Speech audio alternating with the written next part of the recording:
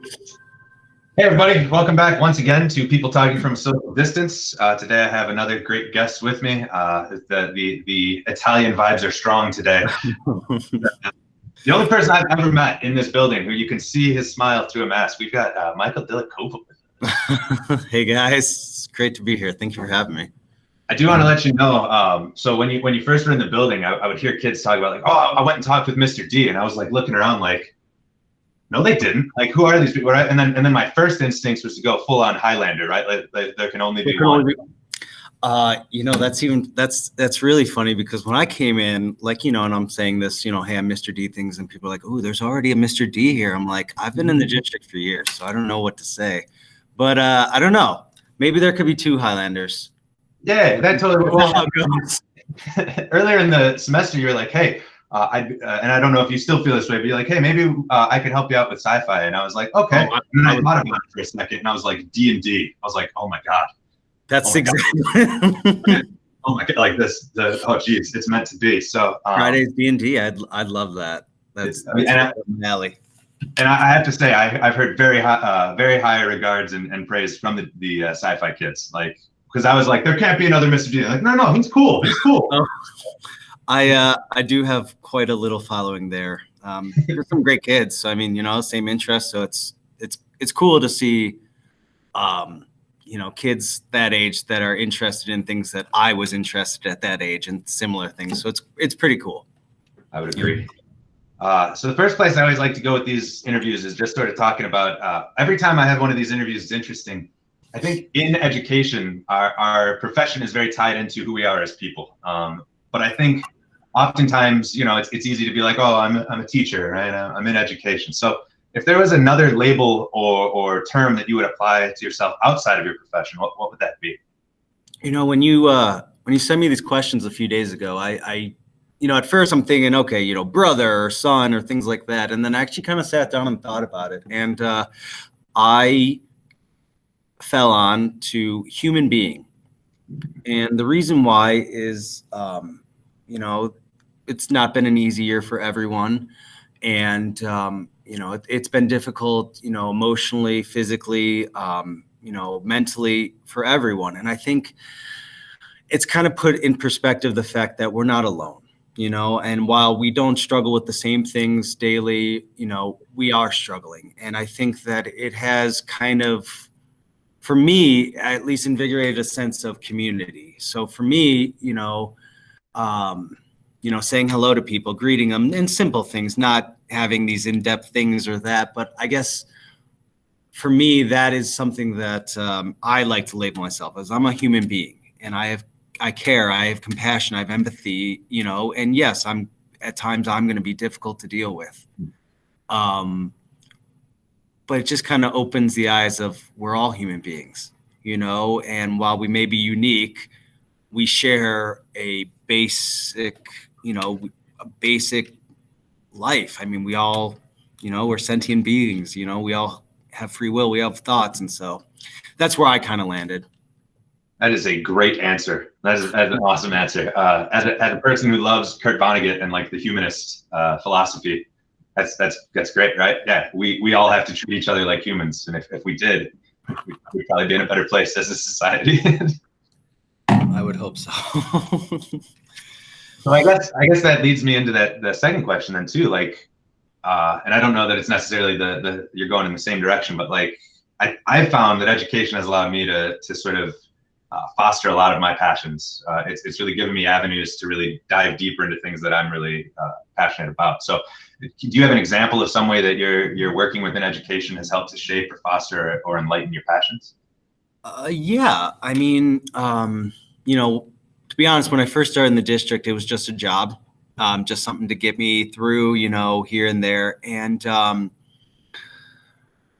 as I've worked in things, just a passion for being here and working with these students. I mean, it might, to some, it might seem like, oh, you're just helping with homework or things like that. But the thing that I really enjoy is with my profession is a passion just for like learning and understanding. I mean, I can sit here and we can go through math lessons or whatnot, and it's there, but working with these kids and seeing them grow and understanding them, it really has put, as far as my perspective, or I guess a passion, is like, I like to learn about life and how, how it works. And so, and like I said, it started out as just a job and I fell in love with it. I mean, I have a degree in, I have 2 degrees in criminal justice and human services, and that's kind of far from this education field, but I just absolutely love what I do. And,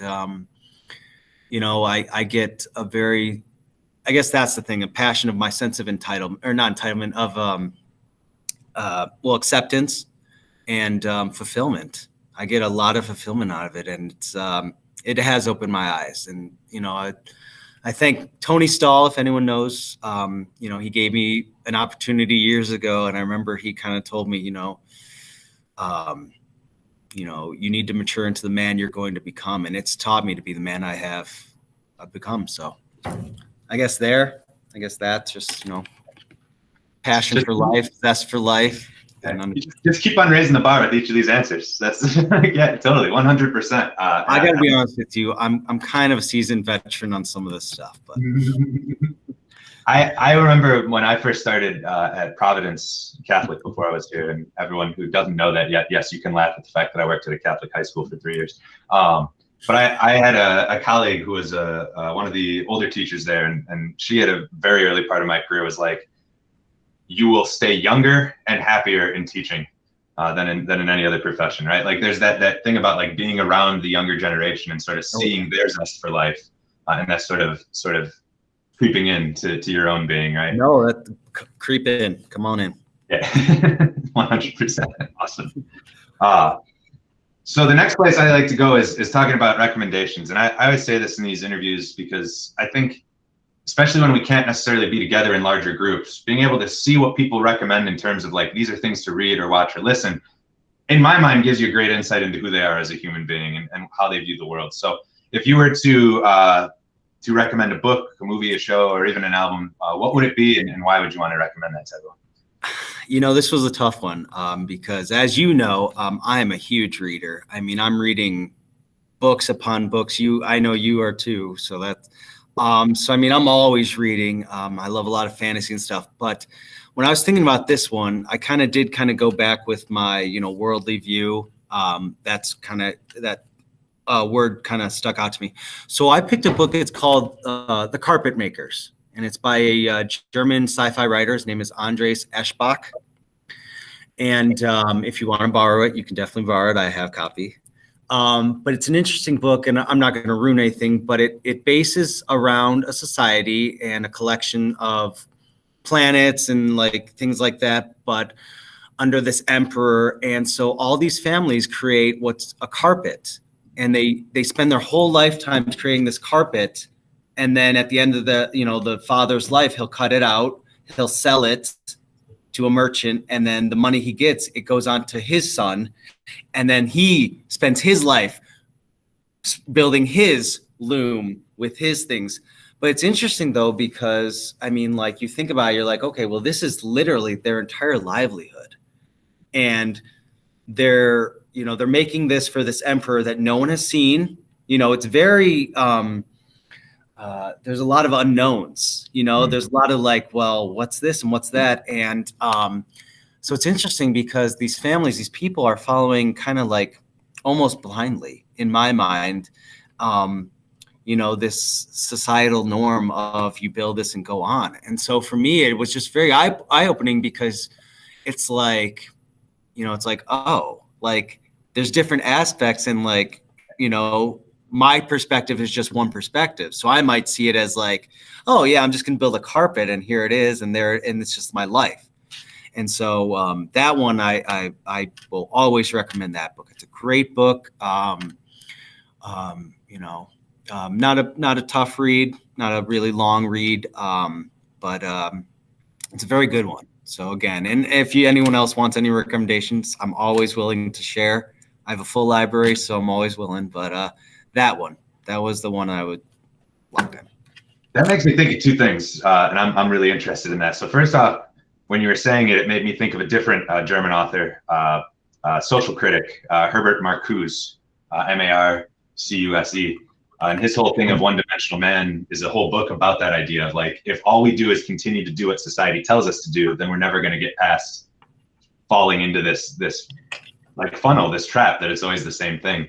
The other thing that made me think of, and I was excited, as you kind of were mentioning it and thinking about it, and the way I've always thought of fantasy and sci-fi is it's the same thing Shakespeare was doing. He's writing plays that are set in Italy, but he's making fun of England, right? Sci-fi and fantasy is telling us about now, but it's like, no, it's the future, right? And is that what sort of draws you to those genres, or is it just sort of? Yeah, I mean, I've always liked the fantasy. So like Lord of the Rings, The Hobbit is one of my favorite books of all time. The Dark Tower series, I love that. And so, yeah, I do like those. I do like the ones where there's kind of like these underlying themes that you're like, oh, you're like, well, they're telling me, like you said, they're telling me the story, but there's like, well, this is kind of reflecting what's going on now. A lot of, 1984 Orwell. I mean, that is like, boom. Books like Fahrenheit 451 and things like that, where there's so many underlying themes to just a very in-your-face story. Here it is, read it and you'll enjoy it, but there's underlying things that make you think. And I just remember reading that, all these books and just thinking like, man, I was like, they're really trying to hit home. And it's almost one of those things you're like, I want you to read this because I want to talk about this now. I want to see if you think the same thing or if you notice. And so yeah, I do like those books because I think that while all books are great, I think they span more than just yes or no answers. I think it creates more of a discussion. And like you said, it reminds me of this or reminds you of that. And so. Luckily for those of us who love sci-fi and fantasy, it's finally getting its due in terms of literary criticism. People are like, oh, wait, Philip K. Dick is actually one of the most important authors of all time. Like, oh, there was actually something to these pieces instead of just sci-fi stuff. So that's great. I guess we're kind of leading into it, and I'm wondering, I have a specific answer that I wonder if you're going to give in this from what I've learned from some of the sci-fi kids, but we usually go to like hidden treats, surprising fandoms or activities or things that like people wouldn't think of if you didn't tell them that you have this either fandom or this skill set. Well, fandom. Well, I mean, like I said, I love all books, movies. I am a huge board game kind of guy. So my fandom is like right down that road. Man, I mean, I just, I love it all. So yeah, I mean, you want to hear my answer? Yeah. Because when the kids told me this was another one of those moments of like, oh, this is just fate. I too happen to dabble in Magic the Gathering. Oh, I love me some Magic. I mean, not to say any names, but a certain redheaded young man, and I played all the time, and he never beat me. He would bring Yu-Gi-Oh cards though to beat me, so he did beat me at that. But yeah. Oh man, but I remember. Well, okay. Here's a surprising fandom. I have actually been playing chess since I was 3 years old. Like chess club every week, going to tournaments on the weekends and stuff. And so I mean, and I remember going to these chess tournaments, and I remember Magic the Gathering. That's all we did in between our matches and stuff. And I have two brothers, so luckily we've really expanded. I wish I would have kept some of those older cards, like the Black Lotus and things like that, but it is what it is. But yeah, I love those. Any card game, really. Yeah, I like those kind of parlor games, things like that. Billiards and darts and things like that. So I'm also, I guess, an activity that you would never guess. I'm a swing dancer. So I enjoy swing dancing, big band, trumpets, all that stuff. So, yeah. I love me some jazz. I'm not much to, I'd rather play it than dance to it, but oh yeah, big band stuff is 100%. Yeah. So those kind of things, I don't know. I have a lot of fandoms. I mean, definitely in the MCU. So that's never going to change. So, I love sports and stuff. So I kind of dabble in everything. but I do like those kind of obscure, unique, like fantasy-esque things, dragons and all that stuff, Game of Thrones. So yeah. You invoked Marvel, which means I have to ask the question that's always going to be asked, right? So is it just because the movies are better, or are you more of a Marvel versus DC person in general? I'm gonna be honest with you. I love them all.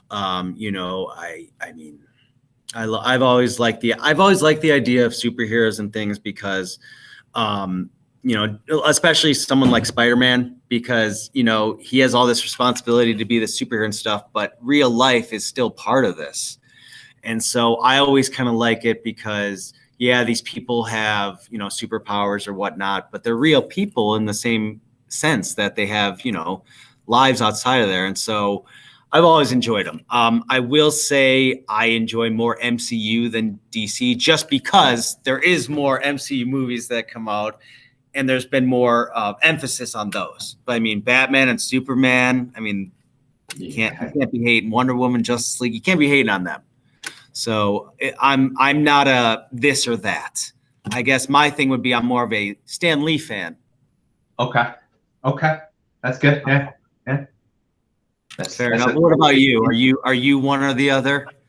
So, like, my dad is still the hugest Spider-Man fan ever, but I've always been drawn to Batman and Flash. Batman because he's, this billionaire who just dresses up as a bat and decides to take justice into his own hands. I've always laughed at, and I said this to Luke as well, if Batman were a real person, we wouldn't be nearly as happy about him, right? Like, if Bezos just decided to dress up as an animal and go do vigilante justice, we'd probably have some issues with that, but it's fine as a fantasy. And then Flash, just the idea of, like, he's so underrated. Martian Manhunter, like, there's a lot of these characters that don't get a lot of the shine on them that you get from others, and I've always thought, like, Green Arrow, I've always liked that, and I like yeah. See, the only thing with Flash though is that, like, you have the Flashpoint, and so it always creates, like, I always love that part because it creates all these, like, breaks the timeline kind of thing, like this and that, and so but that's the thing though too. No spoilers, sorry guys, but that was his mother, right? He was the reason why his mother, and so yeah, so it's kind of like that, kind of interesting, and I do like how they meld. I guess for me, the MCU has melded theirs a little bit better movie-wise, as far as integrating them here and there. So 100%. Yeah, DC has dropped the ball repeatedly in getting movies out. Well, they tried with that cinematic, the horror movies, didn't they? With, like, The Mummy and I, Frankenstein, or that wasn't part of it, but it was supposed to be. They ruined it. Yeah, they ruined it. Really is what it comes down to. It's hard. I think it's hard. So I guess if I were answering this next question, I would change something in the world. It would be the people in charge of making the DC movies so that they're actually decent. But it's not here for my opinion, it's for yours. So if there was something you could change about the world or in teaching, depending on what your scope is, what would that be?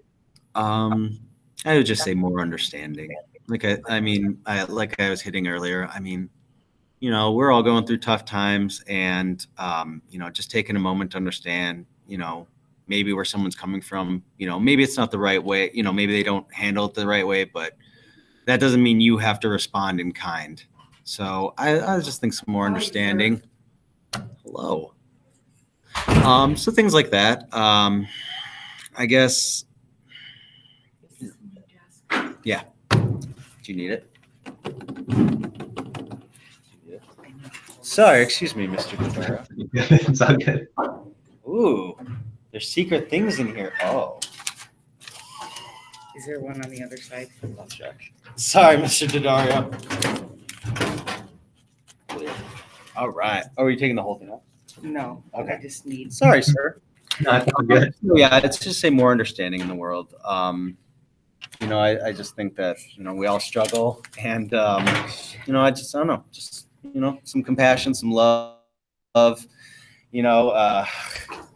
kind of, I guess, in my mind, a little bit hippie-ish, where, give peace a chance. We can only, love you, get it, put some love into the world, and, hopefully it comes back to you, kind of thing. So, but I've always been a firm believer of, just, just that kind of stuff. If you show empathy, and understanding, people will respond in kind, and maybe you'll surprise them, but it starts with, you can only start with yourself, so I don't know. Very Buddhist mindset, which is it's good stuff. Right. That's very, yeah. And like, I mean, we don't have to get into it, but like, yeah, a lot of, chakra, karma, and, why not, philosophies, coming into, being kind to others is going to in turn be kind to you. Yeah. Why not? That's not a hard philosophy for me to understand. So I'd say more like that, not pushing sort of religion or some, just more understanding, more, perspective. It reminds me of a Vonnegut quote I have on my wall over there, which is, I am a victim of a series of accidents, as are we all. We're all here just trying to figure it out. None of us really have control over how it's happening. So that idea of more compassion and sort of understanding is a really powerful message. Yeah, I saw one that said, like, there's 3 words to define life. It goes on. And so that kind of, just, I get it, like, and in the moment it's hard, but I don't know, I guess just more of that would be where I would try and push it. Right on. Yeah. I was gonna ask you one more question, but that's such a good answer to end on. I mean, like it's just that's fine with me. I mean, you knocked it out of the park repeatedly. So this has been a great talk. I've been very enlightened by it. I hope you've enjoyed it as well, and I think everyone's gonna be able to learn some stuff from it. It's a great time. I mean, if you ever need me to come back, I'd love to come back, or what not. This was right up my alley. This is exactly what I was looking for today. Thank you. I know. Yeah, well, have a good rest of your day, Mr. D. All right. You guys take it easy. Peace and love.